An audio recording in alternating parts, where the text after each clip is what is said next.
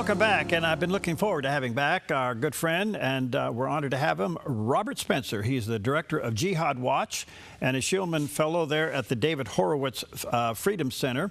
He's the author of 29 books, including the best-selling The Palestinian Delusion and The History of Jihad from Mohammed to ISIS to Anti-Semitism. And he's got a brand new book out.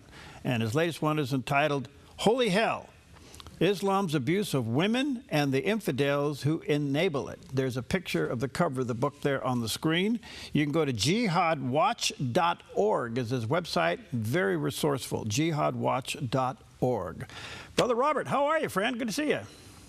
Hey, good to see you as always, Barry. Thanks. Thank you for your time. What's your 30,000-foot view of the war with Iran? It's a mess, and it's a big mess because the president is saying that there's been regime change, and there has not been regime change. He's done a great thing in severely weakening the Islamic Republic of Iran and its ability to sow mayhem and terror all around the world. And that's all to the good. At the same time, to pretend that the Islamic Republic is not still in place is, I don't know what. I don't know if he is trying to do some kind of a psyop or if he's being misinformed. But in any case, the unfortunate truth is that the Islamic Republic is still in power. The people of Iran are going to have to overthrow it, and they don't have the weapons or the leadership to do so, precisely because the Islamic Republic is so brutal and violent and bloody. And so this problem is just being kicked down the road, as it has been by so many other presidents. And it's going to recur because the leaders of the Islamic Republic, whoever they may be right now, they believe they have a divine mission. Mm-hmm. And that divine mission is not really divine. It's deeply evil. It's demonic. But this is what they believe. And as a result, they're going to keep on trying to destroy Israel and also destroy America as long as that regime stays in power. The ceasefire doesn't seem to be holding. There's leaks around the edges of this whole thing. It doesn't appear that anybody believes it's going to hold. So where do we end up with this? Well, the president has said that we're going to keep people in place, keep troops in the area. And so he's clearly left the door open, left the door open to returning to military action if the Iranians don't ceasefire. But that's already happened. And so now we're faced with the question of whether the president is simply going to declare a peace and ignore evidence to the contrary, which unfortunately he did regarding Hamas in Gaza, or whether he's going to take note of the fact that they violated the ceasefire and act accordingly as necessary. Do you think between the United States and Israel, inevitably, the current leadership will be removed? Yeah, I don't think that they can stay there much longer. It's a regime that is hated by nearly all of the Iranian people. And if the United States and Israel keep up the pressure, then despite the tremendous obstacles that the Iranian people face in terms of resisting this regime internally, it may become untenable for the Islamic regime to stay in place simply because of the constant barrage from the U.S. and Israel, coupled with the pressure from within. And so we can hope that it's not going to be there much longer. The problem is, after having said all that, I do have to say that the Chinese communist government looked as if it was in its last days at the time of the Tiananmen Square massacre. But that massacre and the subsequent repression has kept it in power now for another 37 years. And that same thing could happen in the Islamic Republic. It appears that obviously Israel and the United States are talking, but it appears that Israel is more determined to get the leadership than the United States is, and maybe that's where the rhetoric differs. But it is an open door for Israel to do that. Do you think they will? I sure hope so, Perry, because like I said, as long as this regime stays in power, they're going to be waging jihad. The late Ayatollah Khamenei said, "Death to America is not just a slogan, it's a policy. And that goes for death to Israel as well. This is not just something that they're saying to be intimidating. This is the guiding principle and goal of the whole regime. And so, as long as there's anybody running the Islamic Republic, as long as Iran still is an Islamic Republic, they'll be waging war against the United States and Israel. And so, to take it out is really the only path to any kind of secure peace. So, to that end, we're slowly digesting the reality that the Islamic regime is a death cult, and they will stay there, and they're willing to die for this. Are they willing to blow themselves up for this? Sure, because the Quran in chapter 9, verse 111 guarantees a place in paradise to those who kill and are killed for Allah. And so if you kill infidels and are killed in the process, then you are assured of the 72 virgins and a place in the great bordello in the sky. Now, that is extremely important because there's no other guaranteed paradise in the Quran under any circumstances. It's just a matter of if your good deeds outweigh your bad deeds, then you go to paradise rather than hell. But nobody can really be sure of that because nobody knows how many good deeds and bad deeds he's got. Nobody knows how much they weigh. And so it can drive you crazy, Perry. Yeah. And this guarantee of paradise is what motivates suicide bombers around the world. All right, so they're not going to give up unless they're taken out. I think we're slowly accepting that. Secondly, there is a lot of enriched uranium buried somewhere that's very toxic. We haven't been able to get in there and get it. Could they use that in its current form to do immeasurable damage? Well, in its current form, it's most likely buried under hundreds of feet of rubble. And so nobody really knows what kind of condition that it's in. But uranium being uranium, it's very likely that if it can be found and dug out, then it can certainly, yes, cause any kind of all manner of damage. We should remember the ongoing threat of what's called a dirty bomb, which is simply uranium exposed to the public, even if it's not in the form of some kind of a sophisticated missile or bomb apparatus. It can still cause hundreds, if not thousands, of deaths. Yeah. You had mentioned that the ceasefire has dual purposes. I mean, it is a time of cooling off. It is a time of reload. What else can it be? Well, this is the big problem. And that is where it's yet another missed opportunity, Perry. And there's just an ever-lengthening string of these going back years. It's incredible to me that nobody in Washington or in Jerusalem, for that matter, seems interested in studying Islam and understanding Islamic law. And yet, when you've got the Islamic Republic of Iran, that's the key to getting a clear idea of what they're all about. And the Islamic law makes it very clear. You do not ask for a truce and you do not accept a truce except under two conditions, two either-or conditions. One is that the enemy looks like they're about to convert to Islam. That one's not in play here. But the other condition is if you're losing and you need time to gather your strength to fight again more effectively, then you agree to a truce with an infidel enemy. So when the Iranians signaled that they were agreeing to a ceasefire, they were willing to agree to a ceasefire, that was the time when the Americans and the Israelis should have said to each other, they're losing and they know they're losing. This is the time to press on to final victory. But because they don't know that and they refuse to study Islam, they say, oh, great, we can get a ceasefire now. There will be peace. And the whole charade happens yet again. On the diplomatic side of that, Robert, the president can say to the world, we tried everything. Now we're going to finish the job. Does that carry any credibility? Yeah, he could say that. And he could make it clear that in light of the fact that they've broken the ceasefire, that they clearly don't have any real interest in achieving some kind of a lasting accord. And thus the only option left is to make sure that this regime does not continue in power. Nowadays, Perry, regime change becomes some kind of terrible taboo because of the disasters in Iraq and Afghanistan. Iran is not Iraq or Afghanistan. In Iraq and Afghanistan, there was every reason to believe that a pro Sharia, pro jihad Islamic regime would follow any regime change. In Iran, that's what they've already got. They want a secular regime. And the vast majority of the Iranian people would welcome a regime change. Regime change does not always result in disaster and need not always do so.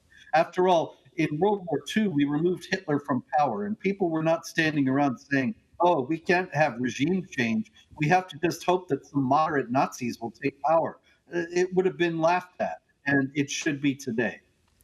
It appears to me, Robert, between the United States and Israel's intelligence, and between Israel and the United States military capabilities, we can finish the job. Why aren't we? Well, there's no doubt that we can finish the job, but America's been fighting with one hand tied behind our back ever since World War II. There hasn't been any full commitment of the U.S. military. There wasn't in Korea, there wasn't in Vietnam, there wasn't in Iraq or Afghanistan.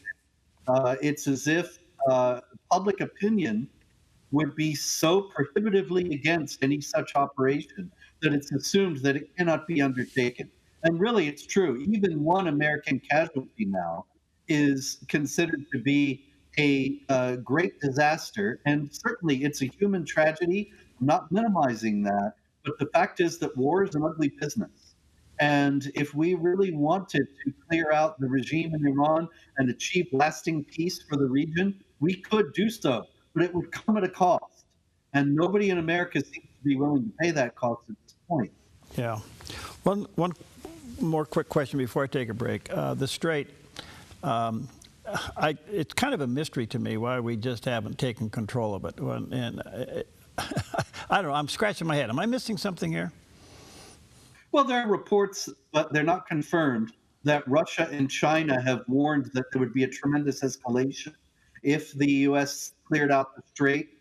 And so it looks as if they are hoping that the Iranians will back off of their own accord. But we've already seen that they're not going to do that because they agreed to do that in their ceasefire and then immediately close the strait again.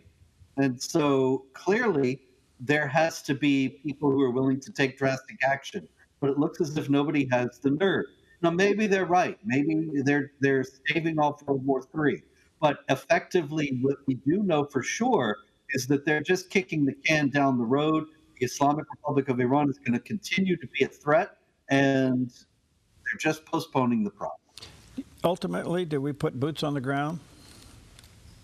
Well, I certainly hope not, but it may be that if we really wanted to get rid of the Islamic regime in Iran, that would be the only way. Now, we can hope that the Iranian people will be able to rise up. Short of putting boots on the ground right now, we should be working on ways to get weaponry, get aid to the Iranian people so that they can do the job themselves. That hasn't even been attempted. And failing that, then it may be that that's the only option. I don't think that's where we are yet. Okay. All right, let me take a quick break. We'll come back and talk to Robert about his new book, but check out his website, jihadwatch.org, jihadwatch.org. We'll be right back.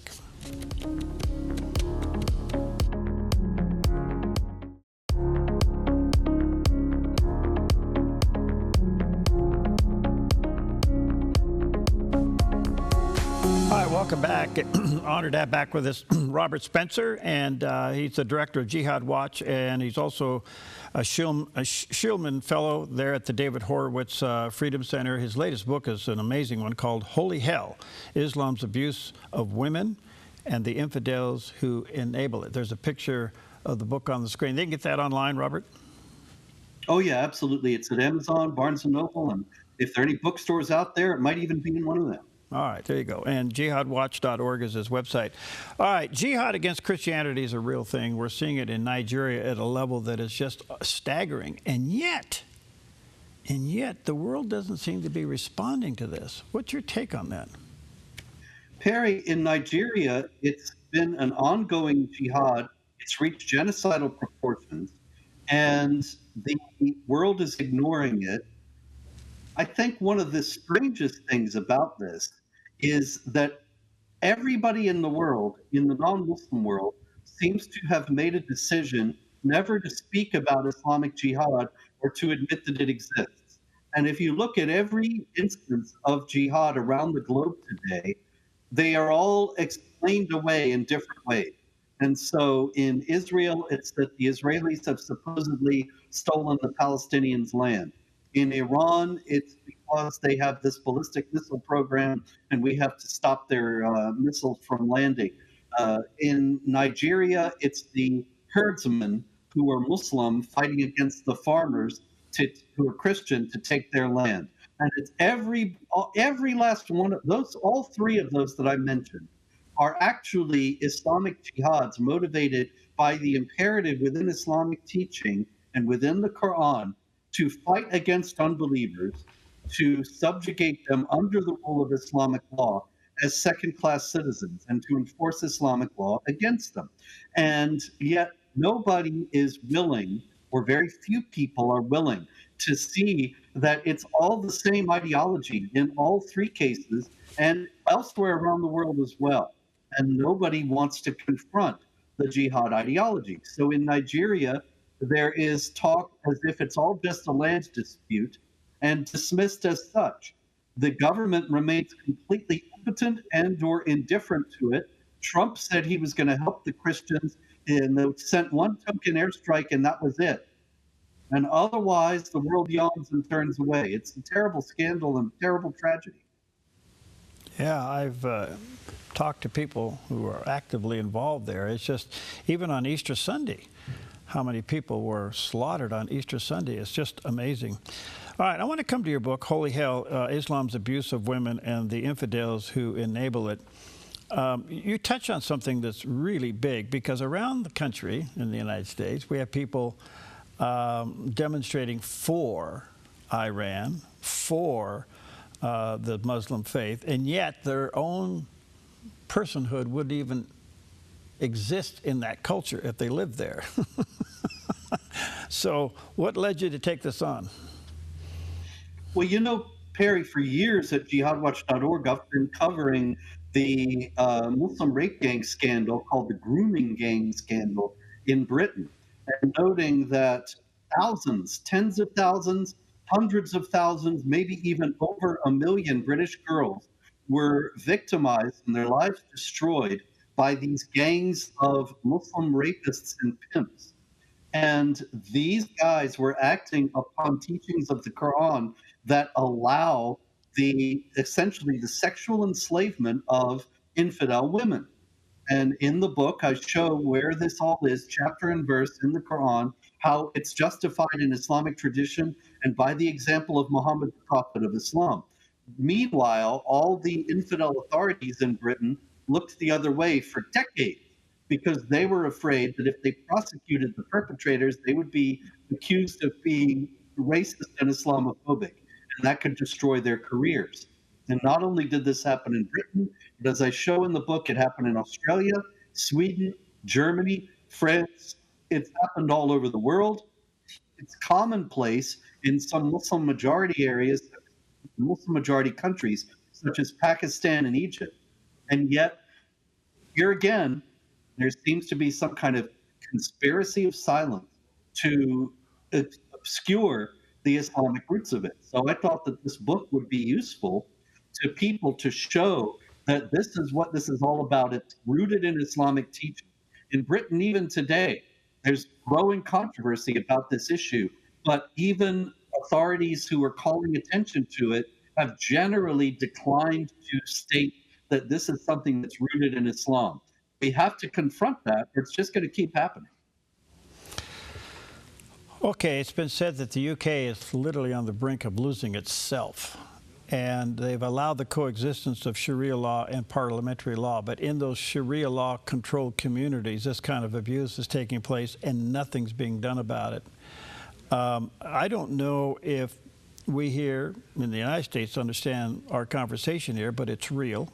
I know people over there, it's real. I will say it seems to also have produced maybe a silent underground revival on the Christian side of things. But on the other side of things, this is very threatening. I wonder if we really get it. Well, I don't think people do actually really get it. either in America or in Britain. In Britain, as a matter of fact, as I show in the book, there was a leftist politician, Sarah Champion, who some years ago actually wrote an article saying, hey, we have to face the fact that the vast majority of these rapists in these gangs are Pakistani men, migrants. And she got all kinds of trouble and was forced to resign from her position in the shadow cabinet. Now, that's extraordinary because they really were Pakistanis. They still are. But as I said, they weren't motivated by being Pakistani. They were motivated by teachings of Islam. And Sarah Champion didn't mention that. Very few people, actually, I don't know of any British politicians who dare to talk about the fact that this is Islamic. Now, coming to the United States, the problem is that in the United States, there are fewer Muslims than there are in Britain, but they have the same Quran, they have the same Muhammad, they have the same teachings of Islam. And so this problem is something we are going to see here. It is not, we're not going to be exempt. They don't have a different Islam here, but it's not on the radar. Nobody's talking about it. Nobody's thinking about it. There are controversies about Sharia now in various states, Perry, and in the U.S. Congress. There's the Sharia Free Caucus, and I say that's great, more power to them. But the fact is that the opposition to those efforts constantly says that Sharia is completely harmless religious law. There's no reason why anybody should be upset about it. And they never admit that Sharia contains things like the justification for this kind of activity. Oh, boy. Why haven't women realized this? Why haven't women come out and exposed this greater? I mean, is the power intimidation working here? I think it's more the power of the idea of multiculturalism and diversity among leftists. Feminists, they speak out against the alleged mistreatment of women in the United States and the supposed wage gap and all that business, and they agitate for abortion and so on. But when it comes to Islam, it's become clear that there's a hierarchy of leftist causes, and Islam trumps feminism. And so feminists suddenly, when they are complaining all day about Christianity in America, they clam up when it comes to Islam because they say they've got to respect cultural diversity. And so it's clear, for whatever reason, that Islam overrides their feminist concerns in among leftists. So it's being protected because it's considered religion, right? Yeah, I think that that's very much part of it. That if this were a political ideology, it would already have been outlawed, and there would be very strict measures against it. But because it's a religion and also one of the world's great religions, you know, as all the social studies textbooks would tell us and so on, that people are afraid. And the Muslim groups in the United States have also very skillfully played both the left and the right and portrayed any criticism of Islam, any opposition to Sharia as bigotry, racism, and Islamophobia. And of course, politicians, that's the kiss of death. They don't want to be called racist, then their careers will be over. And so they shy away from any kind of scrutiny of Sharia, even when it's frankly discriminatory, violent, supremacist, and brutal. Couple quick questions before we run out of time. Do you think America's law enforcement across the board, from federal government down to the local sheriff, is somewhat on high alert for sleeper cells because of the war in Iran? Oh, yeah. I think there's no doubt about that because, well, for one thing, there's no doubt that the sleeper cells exist. And it should be noted also that the sleeper cells are very sophisticated. Did you notice, for example, in Austin, Texas, the guy who shot people in a bar at the beginning of March, he was wearing an Islamic Republic of Iran t-shirt. He was actually a migrant from Senegal. The sleeper cells from Iran don't recruit Iranians. They recruit other Muslims because they know that they'll be able to better evade law enforcement that way. And so one unintended effect of his attack was that it alerted law enforcement to that tactic, and they're on that now. One last big quick question, Robert. Do you think the president is now beginning to understand what Islam is all about? I think the president showed indications that he understood what Islam was all about 10 years ago, but that recently he has not given any such indications. It's a matter of grave concern. I think he's decided to take a pragmatic route and hope that pragmatic considerations will win out, and they will go far, but they won't go the whole way. And I hope that at some point he will recover his understanding of the jihad imperative. That would leave Israel alone finishing the job, wouldn't it? Yes, and I think that's a very real possibility here, especially with the midterms coming up. Yeah. Hey, thank you. Congratulations on your new book and all the work you do. Let me say to our viewers and listeners, check it out. It's called Holy Hell, Islam's Abuse of Women and the Infidels Who Enable It. I realize this subject is, pretty delicate, but I think you need to understand that this is a part of the faith, the religion of Islam, and that's why it's being really untouched. And also check out Robert's website, jihadwatch.org, and there's a picture of that landing page. God bless you, my friend. I don't know when you're sleeping, but keep up the good work. Thanks, Gary. You too. All right, God bless.